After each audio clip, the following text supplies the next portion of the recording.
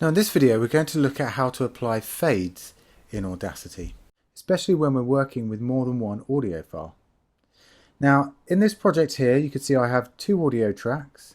I have a mono track at the top which has just one audio waveform, and underneath I have a stereo file which has a left and right track. So this is also a good introduction of how we work with mono and stereo files in Audacity as well. Now my first file here has my spoken word podcast. The second track here has a music track I want to add just to the beginning of my podcast. Now it doesn't matter or not if you want to add music to your productions, but the point here is that we can see how we can use two different types of audio file which are very different, and how we can create a smooth transition between the two by using fades. I'm going to treat this as if I've done nothing to these two files already. So the first thing I want to do is I'm going to trim down this music file using the selector tool, just so I can keep a few seconds at the beginning. So using the selection tool, I'm going to drag across this whole audio file and delete it until I've just got a very short section here at the beginning. Now the second thing I need to do is to align my audio files. So I'm going to use the time shift tool here from the toolbox. I'm going to drag my spoken word file to start just after the music finishes. So, without applying any fades or doing any more editing, let's listen to what this sounds like. Welcome to this podcast, which is on the... And this sounds a bit jumpy, it doesn't sound very smooth, and it could sound a lot more polished if we try and blend the two audio files together. So to do this, we're going to use the envelope tool here from the toolbox. And one of the things the envelope tool allows us to do is to create fades for audio files, specifically fade in and fade out. Now what I want to do here is I want to create a fade in for the spoken word file so that the voice gently fades in. And what I want to do as well is I want to fade the music out. So with the envelope tool, I'm going to create two envelope points on my spoken word file by clicking with the envelope tool. Now I've created one point here and a point here further on. When I click on one of the points and hold the mouse and drag up and down, I'm effectively changing the volume of this point, and we can see the blue line along the top of the file and the bottom shows that the volume increases across the time to the next point.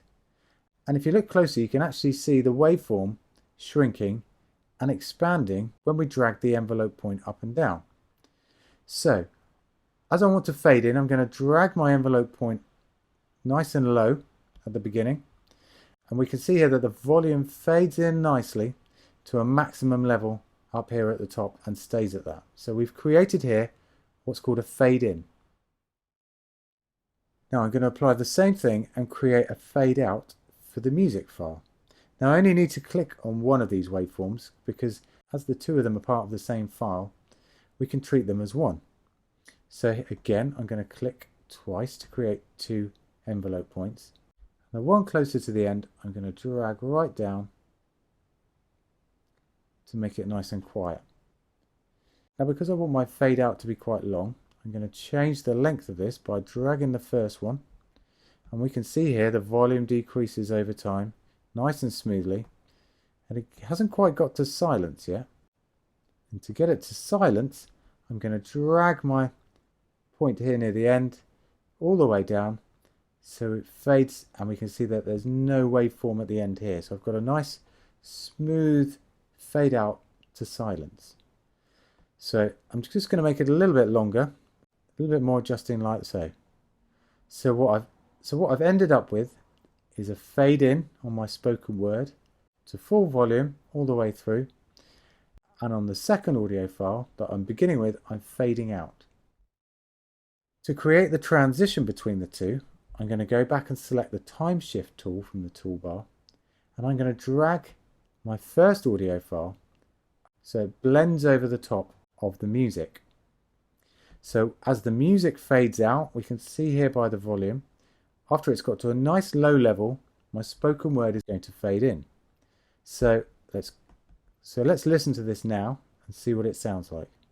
Again, this can take quite a bit of trial and error between lining up correctly, making sure your fades are in the right places, So you may not always get it right first time. But let's have a listen back here and see how it sounds. Welcome to this podcast, which is on the topic of the right to a... So this sounds a lot smoother, a lot more easier on the ear. And this technique can be applied to any two types of audio file that you want to blend together to create a smooth transition.